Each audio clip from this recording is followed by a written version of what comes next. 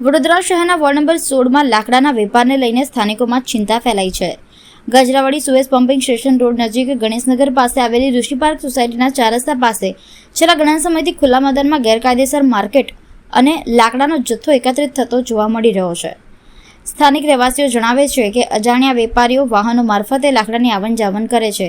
ધીમે ધીમે આ ખુલ્લું મેદાન લાકડાનું હબ બની ગયું છે, જેના કારણે આસપાસના વિસ્તારનું સૌંદર્ય જ નહીં પરંતુ સુરક્ષાનો પ્રશ્ન પણ ઊભો થઈ રહ્યો છે. રહેવાસીઓનો મુખ્ય સવાલ છે, આ પ્રવૃત્તિ ચાલે છે તો કોના આશીર્વાદથી?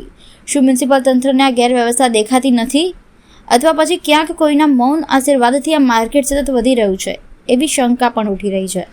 સ્થાનિક લોકોએ તંત્રને તાત્કાલિક દખલગીરી કરવાની માંગણી કરી છે અને સાથે જ સતત ચેકિંગ અને દેખરેખ રાખીને વિસ્તારને ગેરકાયદેસર પ્રવૃત્તિઓથી મુક્ત રાખવાની જરૂરિયાત પણ વ્યક્ત કરી છે.